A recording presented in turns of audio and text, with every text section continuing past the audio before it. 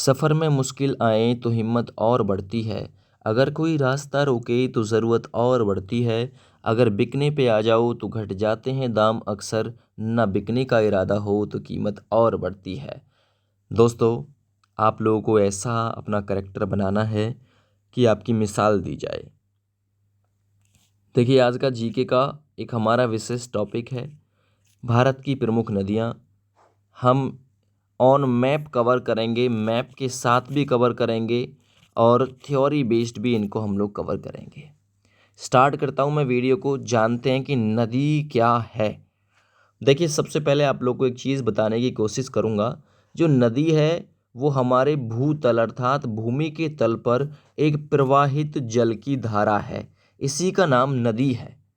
एक जल की धारा प्रवाहित हो रही है हमारे भूमि के तल पे। तल का मतलब समझ रहे हो? तल का मतलब थल कह सकते हो, जमीन कह सकते हो, है ना। जो हमारी जमीन के ऊपर एक धारा प्रवाहित हो रही है जल की, वही नदी कहलाती है दोस्त। ऐसे मत कहना पड़ोस में एक नाला बह रहा हो कि भी वो तो जल, वो भी जल की धारा है। नदी का जो उद्गम होगा वो किसी ग्लेशियर से होगा, है ना, किसी झील से होगा, बरसात के पानी से होगा, है ना। इनसे निकलेगी। ये नहीं है कि भाई पोखरी आपके लिए नदी बन जाए, नहीं, ऐसा मत करना भाई। देखिए, जो नदी है इसका स्रोत क्या होता है, ये बोला है जिसका स्रोत प्राय अर्थात नदी का स्रोत कोई झील। स्रोत का मतलब होता है जहाँ से उत्पत्ति हुई हो। कोई झील हो सकता है, कोई हिमनद अर्थात कोई ग्लेशियर हो सकता है। झरने से भी नदी का निर्माण हो जाता है। बारिश के पानी से भी नदी का निर्माण हो जाता है दोस्त। अच्छा, जब ये तो हो गए इनके स्रोत, अब ये जो नदी है ये गिरती कहाँ पे दोस्त? ये सागर में या किसी झील में जाकर मिल जाती है, या किसी अपनी मेन नदी में जाकर मिल जाती है। हो सकता है कोई नदी सहायक नदी हो, तो वो क्या होगा, फिर सहायक नदी है तो वो उसकी अपनी जो मेन धारा है या फिर जो अपनी जो मेन नदी है उसमें जाके वो मिल जाएगी। आगे आप लोगों से पूछ सकता है कि नदी जो शब्द है वो संस्कृत के किस शब्द से आया है। जो नदी शब्द है वो संस्कृत के नद शब्द से आया है, ये याद रखना। पूछ सकता है, बताना। अगला पॉइंट पूछेगा नदी कितने प्रकार की होती हैं, तो दोस्त याद रखना नदी दो प्रकार की होती हैं। एक होती है सदा नीरा अर्थात जिनमें हमेशा जल प्रवाहित रहता है, और एक बरसात पे डिपेंड करती हैं, है ना। ये कभी सूख जाती हैं, बरसात आती है, इनमें पानी या जल प्रवाहित हो जाता है दोस्त, याद रखो। अच्छा, जो सदा नीरा नदियाँ होती हैं इनका स्रोत क्या होता है, अर्थात इनकी उत्पत्ति कहाँ से होती है जो सदा नीरा नदी होती हैं। तो देखिए, किसी झील से, किसी झरने से, किसी हिमनद अर्थात किसी ग्लेशियर से इनकी उत्पत्ति होती है ना। अगर इनकी उत्पत्ति हिमनद से होगी, झरने से होगी, झील से होगी, तो ये वर्ष भर जल से पूर्ण रहेंगी, इसलिए सदा नीरा कहलाएंगी। अच्छा, बरसाती जो नदी है दोस्त वो केवल बरसात के पानी पे डिपेंडेबल है, बरसात के पानी पे निर्भर करती हैं बस। अर्थात आगे बढ़ेंगे हम लोग। सदा नीरा क्या है दोस्त? सदा नीरा नदी देखिए जिनमें सदा नीर प्रवाहित रहता है, गंगा नदी, यमुना नदी, कावेरी नदी, ब्रह्मपुत्र नदी, ये सदा नीरा नदी हैं। इनमें सदा जल प्रवाहित होता है क्योंकि इनकी उत्पत्ति किसी ग्लेशियर से हुई है, किसी झील से हुई है, किसी झरने से हुई है। बरसात से इनकी उत्पत्ति नहीं हुई, याद रखना ये चीज़। तो अपना पॉइंट लिख लेना, सदा नीरा नदी कौन कौन सी हैं जिसमें सदा नीर रहता है। अगला देखिए, भारत को क्या कहा जाता है? नदियों का देश। भारत को नदियों का देश कहा जाता है, याद रखना। अब भारत में मुख्यतः हिमालय से निकलने वाली नदियां जो मुख्य रूप से निकलती हैं, वैसे तो ढेर सारी नदी निकलती हैं, लेकिन जो आपके लिए इम्पोर्टेंट काम है जिसमें सिंधु नदी निकलेगी, गंगा नदी निकलेगी और ब्रह्मपुत्र नदी, ये कहाँ से निकलती है? हिमालय से। और जो हिमालय की स्थिति है वो कहाँ पे है दोस्त? ये भारत के उत्तर में स्थित है हिमालय, और यहीं से सिंधु, गंगा, ब्रह्मपुत्र इत्यादि नदी निकलेंगी। अच्छा, एक हमने पिछली क्लास में पढ़ा था प्रायद्वीपीय नदी। प्रायद्वीपीय का मतलब दोस्त इस वाले पार्ट से आता है। दक्षिण भारत की जो नदियां होती हैं उन्हीं को हम प्रायद्वीपीय नदी कहते हैं, जिसमें नर्मदा, कावेरी, महानदी आदि प्रणाली शामिल होती है। अच्छा, हिमालय से निकलने वाली जो नदियां हैं इनके बारे में आप लोग जानिए। जो हिमालय से निकलने वाली नदियां हैं, बर्फ और ग्लेशियर, किससे? क्योंकि हिमालय के क्षेत्र में क्या पड़ती है? बर्फ और ग्लेशियर, है ना। या हिमनद या हिमनद या हिमानी के पिघलने से होती है। अर्थात कह सकता हूं मैं, हिमानी का मतलब ही बर्फ है, हिमनद का मतलब ही बर्फ है दोस्त, याद रखो। तो बर्फ और ग्लेशियर के पिघलने से जो हिमालय की नदी है उनका निर्माण हुआ है। अंततः आपको एक पॉइंट याद रखना है, अतः इनमें पूरे वर्ष के दौरान निरंतर प्रवाह जल का बना रहता है, क्योंकि उत्पत्ति बर्फ या ग्लेशियर से हुई है। तो ये याद रखना पॉइंट आप लोगों को। आगे, हिमालय की नदियों के जो बेसिन हैं वो बहुत चौड़े होते हैं। अब आप लोग पूछेंगे सर बेसिन का अर्थ क्या है। अगर किसी को पता है कि बेसिन का अर्थ क्या है तो बिल्कुल बता सकता है। बेसिन का अर्थ बोलो। देखिए मैं आपको बेसिन का अर्थ बताता हूँ। हिमालय की जो नदियाँ हैं उनके बेसिन बहुत बड़े होते हैं। देखिए वो बेसिन का अर्थ होता है पानी से युक्त एक प्राकृतिक या कृत्रिम खोखला स्थान, ये याद रखना, ठीक है ना। चलो आगे, उनके जल ग्रहण क्षेत्र सैकड़ों हजारों वर्ग किलोमीटर में फैले हुए हैं। अर्थात अगर हम देखें तो इनका जो प्रवाह वो बहुत बड़े एरिया में सैकड़ों हजारों वर्ग किलोमीटर में फैला हुआ है। तो याद रखना दोस्तों ये चीज़। यहाँ से आगे मैं बढ़ता हूँ इसी में। हिमालय की नदियों को 3 प्रमुख नदी तंत्रों में विभाजित किया गया। एक और क्वेश्चन बन गया कि हिमालय की नदियों को कितने प्रमुख नदी तंत्रों में डिवाइड किया गया। 3 नदी प्रमुख तंत्रों में। एक सिंधु नदी तंत्र है, दूसरा गंगा नदी तंत्र है, तीसरा ब्रह्मपुत्र नदी तंत्र है। अच्छा, एक चीज और याद रखना, ये जो 3 नदी तंत्र हमारे बने हैं सिंधु गंगा ब्रह्मपुत्र, ये यहाँ नदी तंत्र बनने से पहले एक नदी थी। एक नदी वो छिन्न भिन्न हो गई नदी, उसके टूटने फूटने से ये 3 नदी तंत्र निकले। इसी के बारे में नोट पॉइंट दिया हुआ है। इन 3 नदी तंत्रों का विकास एक अत्यंत विशाल नदी से हुआ। अब किससे हुआ था? अत्यंत विशाल नदी। अच्छा, ये जो नदी थी जिससे इसका निर्माण हुआ क्या कहलाती थी? इसे शिवालिक या हिंद ब्रह्म नदी भी कहा जाता था। ये नदी असोम से पंजाब तक बहती थी, अब नहीं है, पहले बहती थी। लेकिन प्लीस्टोसीन काल में जब पोटावार पठार का उत्थान, अर्थात देखिए उत्थान क्या कह सकता हूं मैं, एक तो उत्थान का मतलब होता है उत्पत्ति, है ना, पतन, पतन का मतलब विनाश। तो उत्थान हुआ तो यह नदी छिन्न भिन्न हो गई और वर्तमान में 3 नदी तंत्रों में बट गई। इस संबंध में भूगर्भ जो वैज्ञानिक हैं वो एक मत नहीं है, लेकिन उस नदी के उत्थान से ये जो छिन्न भिन्न हुई थी वो नदी, ये 3 नदी तंत्रों में डिवाइड हो गई थी। तो आपको इतना तो याद रखना है कि ये कहाँ से बना है नदी तंत्र, किस नदी का छिन्न भिन्न होना 3 नदी तंत्रों में बटा हुआ है। तो ये आप लोग याद रख लेना, ठीक है ना। नदी का नाम था शिवालिक या हिंद ब्रह्म नदी। ठीक है, क्लियर। चलो आगे बढ़ते हैं इसी क्रम में। अब इसमें भी पहला नंबर डाल दीजिए सिंधु नदी तंत्र। अब सिंधु नदी तंत्र में भी सबसे पहले हम लोग कवर करेंगे सिंधु नदी को। अब ये नहीं है कि केवल सिंधु नदी तंत्र हम लोग पढ़ रहे हैं तो इसमें केवल सिंधु नदी ही पढ़ेंगे। सिंधु नदी तंत्र का मतलब है सिंधु नदी के आसपास जो नदियों का जाल है ना, वो हम लोग इस वीडियो में कवर करेंगे। तो देखिए भाई, इसके अंतर्गत सिंधु और उसकी सहायक नदियां भी सम्मिलित हैं। सिंधु नदी जो है तिब्बत के मानसरोवर झील के निकट, आपसे पूछेगा सिंधु नदी कहाँ से निकलती है दोस्त, तो ये तिब्बत के मानसरोवर झील के निकट एक चेमा युंग डुंग ग्लेशियर है, वहां से निकलती है। कौन सी नदी? सिंधु नदी दोस्त, याद रखना। सिंधु नदी 2880 किलोमीटर लंबी है। भारत में इसकी जो लंबाई है वो लगभग 1114 किलोमीटर। पाक अधिकृत सहित केवल भारत में 709 किलोमीटर है।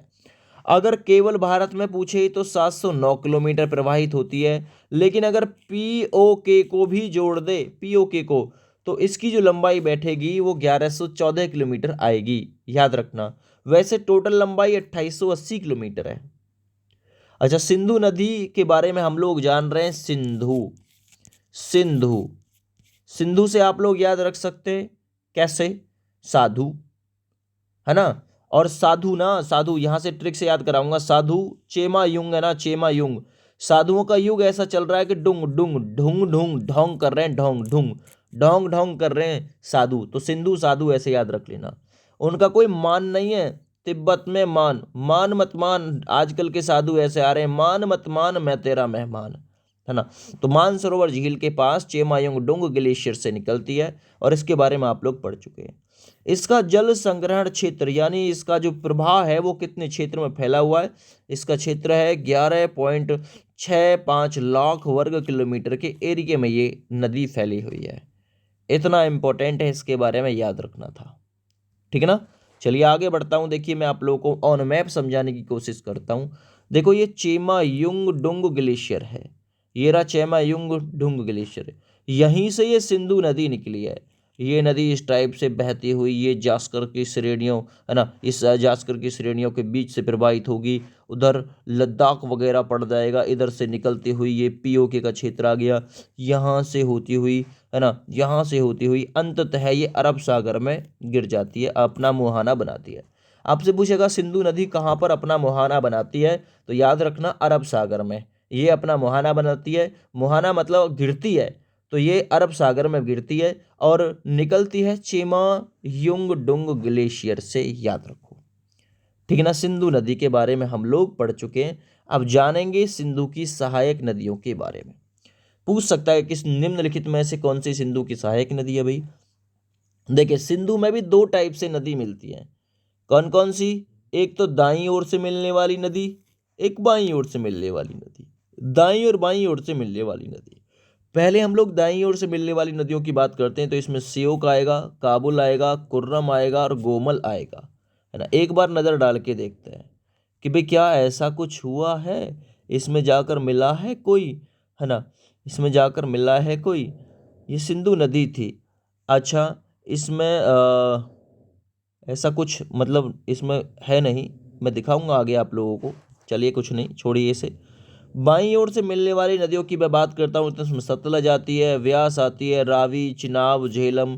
देखिए बाईं ओर वाली तो इसमें है, बाईं ओर वाली देखो ये झेलम बाईं ओर से मिली, चिनाब ये जाकर किस में मिल जाएगी, देखो ये मिल गई आके, ये चिनाब नदी इसमें झेलम में होती हुई इसमें मिल जाएगी जाके, ठीक ना। लेकिन ऊपर से जो मतलब बाईं ओर से आई है वो इसमें शामिल नहीं है, बस ऑन मैप, ठीक है।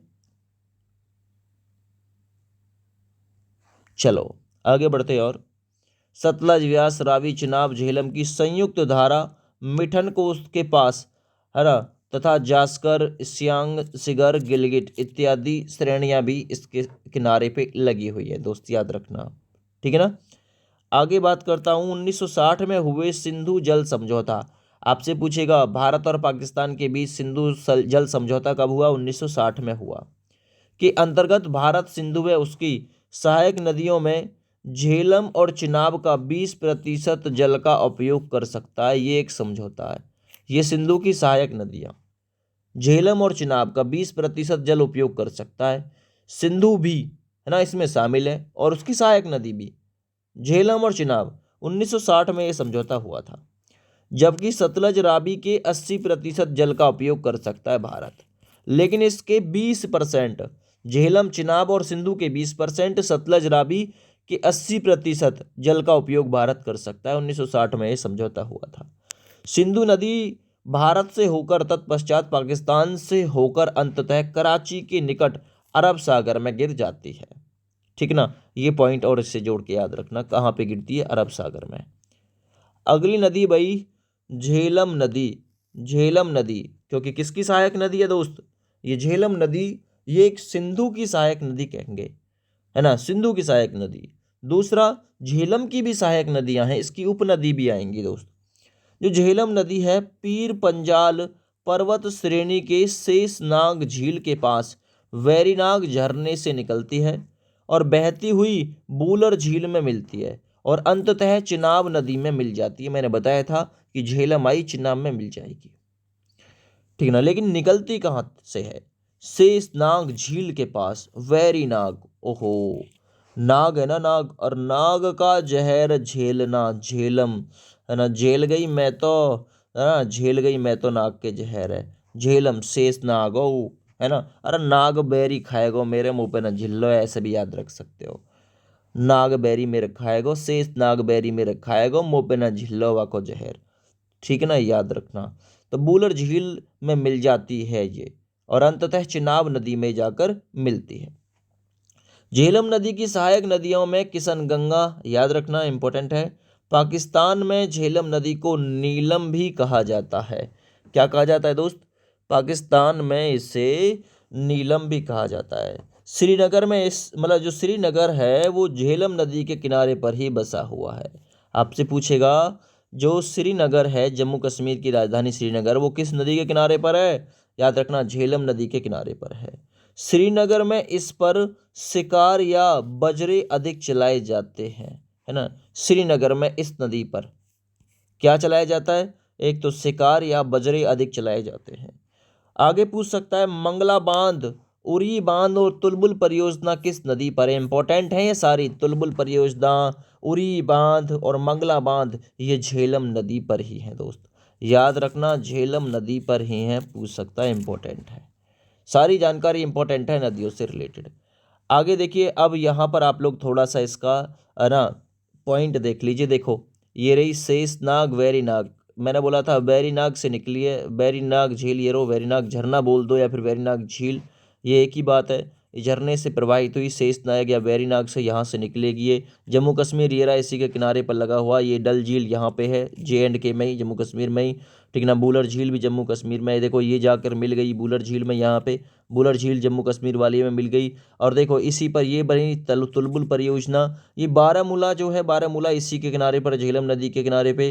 थोड़ा सा आगे चल के आएंगे तो उरी बांध झेलम नदी के किनारे पे ही आएगा, कुछ इस टाइप से ये प्रवाहित होके, है ना। मुजफ्फराबाद इसकी साइड में रह जाएगा, ये इस टाइप से देखो चली है। ये बन रहा मंगला झील बोल सकते हैं, फिर मंगला बांध यहाँ पे निर्मित है ये। इसके बाद में झील आगे बढ़िए, देखो ये भारत और पाकिस्तान की सीमा, जिसे हम लोग POK बोलते हैं, यहाँ पे स्थित है। इस टाइप से ये नदी मिली है। और इधर से देखो ये चिनाब नदी आई है, चिनाब नदी, और यहाँ पे जाके ये नदी मिली है। और ये दोनों जब मिल के कहाँ पे चली जाएंगी, ये दोनों मिल के ये अरब सागर में गिर जाएंगी। ये याद रखना इंपॉर्टेंट थी। ये कश्मीर घाटी ये है भैया इसमें। तो ये सारा मतलब वृद्ध हिमालय ये वाला पार्ट है हिमालय का। देखो ये वाला पार्ट हिमालय का है, क्योंकि ये हिमालय से ही तो निकली है ये। और देखो ये रहा किशन गंगा बांध, किशन गंगा बांध, ये किशन गंगा इसकी सहायक नदी नहीं है, तो किशन गंगा फिर यहाँ से चल के आई है। देखो इस जगह आके ये मिल गई, मुजफ्फराबाद से थोड़ा सा आगे चल के। तो ये थोड़ा इसके बारे में जानना हमको जरूरी है। ये पीर पंजाल श्रेणी आएगी, ठीक ना। तो ये सारी चीज़ हमको इम्पोर्टेंट है जो समझ रहा है दोस्त, इसी से तो मतलब मैप आपके दिमाग में बिल्कुल फिट बैठेगा। चलिए भाई आगे आ जाइए। चिनाब नदी के बारे में हम लोग जानते हैं, इसलिए तो मैंने एक नदी तंत्र को एक वीडियो में कवर करने की कोशिश की है कि आज केवल सिंधु नदी तंत्र पढ़ेंगे, गंगा नदी तंत्र को अगली वीडियो में, ब्रह्मपुत्र नदी तंत्र को उससे अगली वीडियो में कवर करेंगे। ये सारी वीडियो आपको प्लेलिस्ट में मिल जाएंगे दोस्त। देखिए चिनाब नदी यह सिंधु नदी की सबसे बड़ी सहायक नदी है। सिंधु नदी, देखिए आजकल सिंधु यानी कि सिंधु, सिंधु मतलब बाबा, सिंधु साधु, साधु कौन है? बाबा। और बाबा योगी आदित्यनाथ जी चुनाव में खड़े होते हैं, है ना, उनको सहायता की जरूरत है दोस्त, सहायता की जरूरत है। तो यह सिंधु नदी सबसे बड़ी सहायक नदी है, सिंधु नदी की चिनाब नदी, याद रखो, जो कि हिमाचल प्रदेश के चंद्रभागा, है ना, हिमाचल प्रदेश में क्या कहलाती है? फेमस है चंद्रभागा के नाम से, चंद्रभागा। और आपको पता है चुनाव में हार जीत हो जाती है ना, तो चंद मिनटों पे भागना पड़ जाता है ना। हिमाचल, और कह रहे हैं माँ चल अब तो हार लिए हम हिमाचल। हिमाचल में चिनाब नदी को चंद्रभागा कहा जाता है दोस्त, याद रखना। अच्छा याद रखना कि हिमाचल में तो चंद्रभागा कहते हैं। अच्छा जो चिनाब नदी है ये निकली कहाँ से है? तो देखो याद रखना ये लाहौल में एक बड़ा लाचा दर्रा है, हिमाचल, लाहौल में बड़ा लाचा दर्रा, इसके दोनों ओर से चंद्र और भागा नाम की दो नदियों के रूप में निकलती है। एक तो चंद्र आई है, एक भागा आई है ना। यह नदी लाहौल में बड़ा लाचा दर्रे के दोनों ओर से आई है, एक तरफ से चंद्र और दूसरी तरफ भागा के नाम से आई है, दो नदियों के रूप में। लेकिन कहलाई क्या है? संयुक्त रूप में चिनाब कहलाई है दोस्त। ऐसे याद रखना, बाड़ा लाचा दर्रा है ना, ये पूछेगा कहाँ से निकली है, बाड़ा लाचा दर्रे से निकली है। चुनाव चुनाव चुनाव में आदमी बड़ा लाचार हो जाता है दोस्त, ट्रिक भी बता के चल रहा हूँ, बड़ा लाचार हो जाता है चुनाव में, है ना। चंद्र चंद्र मिनट पे भागना पड़ता है, चंद चंद लोगों के सामने भागना पड़ता है, पैर झुकाना मतलब पैर जो है उनके पूजने पड़ते हैं, चुनाव में बड़ा लाचार हो जाता है आदमी। आगे, 16,040 फीट की ऊंचाई पर स्थित लद्दाख में एक बड़ा लाचा दर्रा है। जे एंड के जम्मू एंड कश्मीर जास्कर रेंज में एक उच्च पर्वत दर्रा है ना। लद्दाख में बारा लाचा दर्रा। अच्छा, ये पॉइंट आप लोग छोड़ दो, कोई दिक्कत नहीं है इससे, है ना, क्योंकि जो बाड़ा लाचा दर्रा है वो कहाँ पे भाई, वो हिमाचल में है बाड़ा लाचा दर्रा।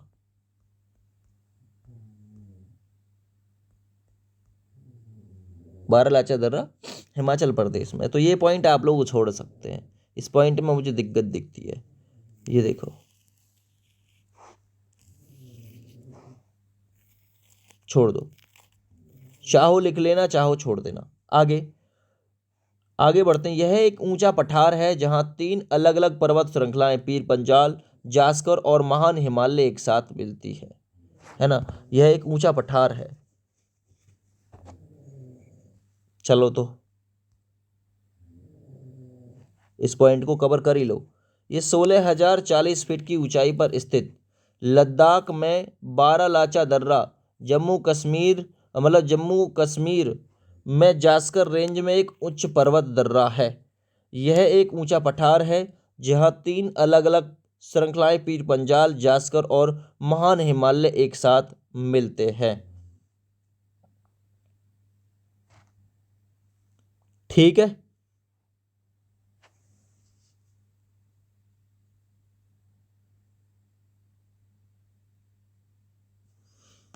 अगर ये पॉइंट समझ में ना आए ना तो इस पॉइंट को आप लोग कट कर लेना, ये कोई इंपॉर्टेंट जानकारी भी इसमें नहीं है, अपने नोट्स से कट कर लेना, केवल इतना बहुत है इसके लिए, इसके लिए इतना बहुत है। देखो ऑन मैप आप लोगों को समझाने की कोशिश करूंगा। कौन सी नदी थी हमारी, चिनाब नदी। देखो चेमा युंग डुंग से कौन सी नदी आई थी, मैंने सिंधु नदी बताया। देखो सिंधु ये चल के आ रही है, ये मीठन कोट में आके मिली है चिनाब नदी इसमें। ये देखो ये आ गई चिनाब नदी, ये झेलम आई, ये चल के रेड में, रेड वाली झेलम है, ये चिनाब है ये वाली। देखो चिनाब नदी झेलम की सहायक है, इसमें आकर मिल गई, और ये फिर आगे चल के कहाँ, सिंधु नदी में चली गई है। यहाँ से व्यास नदी मिलेगी, सतलज में आके मिल जाएगी, ये देखो सतलज में मिल गई। और जो सतलज नदी है ये खुद जाकर किस नदी में मिल जाती है, ये झेलम नदी में मिल जाती है, और फिर ये जाकर यहाँ अंततः सिंधु नदी में गिर जाती है ना। तो ये चीज़ आपको थोड़ा सा जोड़ के इससे याद रखना है। अगर चाहो तो ऑन मैप यहाँ भी है, इस वाले से भी कवर कर सकते हो। देखो ये निकल के आई इंडस नदी, ये वाली, ये वाली आई, ये यहाँ गिर गई अरब सी में, है ना। इसके बाद में आप लोग देखो ये झेलम नदी आई है, झेलम, ये चिनाब नदी आई है ये वाली, ये रावी नदी आई है ये वाली, ये मिलती चली गई है इसी नदी में। ये सतलज ये आई, यहाँ से सतलज थोड़ा सा आगे चल के मिल गई है, ये टाइप से। यही तो है, ये भी यही है और ये भी एक ही है, बात तो एक ही है भाई। अगली नंबर डाल दीजिए रावी नदी। रावी नदी, वो पॉइंट अगर समझ में नहीं आ रहा तो उसे कट कर लेना, कोई दिक्कत नहीं है ना। चलिए रावी नदी, वो टाइपिंग में उसमें थोड़ी बहुत मिस्टेक हो सकती है, टाइपिंग में कोई पॉइंट छूट गया मुझसे उसका, तो ज़्यादा बड़ी बात नहीं है उसका, मतलब इतना बड़ा इशू बनाने की, मुझसे कुछ टाइपिंग में ही मतलब कोई दिक्कत हो गई है। रावी नदी, इस नदी का उद्गम हिमाचल प्रदेश के कांगड़ा जिले में रोहतांग दर्रे के समीप से होता है। तो आपसे पूछेगा रावी नदी कहाँ से निकलती है, एक कांगड़ा है हिमाचल प्रदेश में स्थान, कांगड़ा जिला, और वहीं पर एक दर्रा है रोहतांग दर्रा, उसके समीप से निकली रावी नदी। यह पंजाब की 5 नदियों में सबसे छोटी नदी है रावी नदी। तो पूछ सकता है कि पंजाब की 5 नदियों में सबसे छोटी नदी कौन सी, रावी नदी, कहाँ से निकली है, हिमाचल प्रदेश के कांगड़ा। देखिए राव की बात है ना, राव, और राव जो है वो कांगड़ा कड़ा, कांगड़ा कड़ा, कांगड़ा कड़ा, कड़े से राव दिखा रहा है, राव दिखा रहा है ना। कांगड़े जिले में रोहतांग, रोहित जो है वो तंग कर रहा है, रोहतांग, रोहित तंग कर रहा, हमको कड़ा दिखा रहा है कांगड़ा। याद रखना राव में रहता है रोहित, रौब मतलब अपने ही रौब में, ऐंठ में रहता है। देखिए ये वाला देख लो आप लोग, कौन सा देख लेते हैं हम, रावी नदी। देखो ये रावी नदी यहाँ से निकल गया, ये वाली, और रावी नदी जो है किस में मिली, आके झेलम नदी में मिली है है ना। और इस रावी नदी से पहले क्या मिली थी, इसमें चिनाब नदी मिली थी। तो यहाँ से निकली है ये वाली नदी जो है रावी नदी। और इसलिए ही रावी नदी को मैंने बताया था रोहतांग दर्रा है यहाँ हिमाचल प्रदेश, क्योंकि यहाँ हिमाचल है, ये वाला कंडीशन हिमाचल का चल रहा है। और हिमाचल के इधर से निकली है ये, यहाँ पे रोहतांग दर्रे से निकल के इसमें जाकर मिल गई है।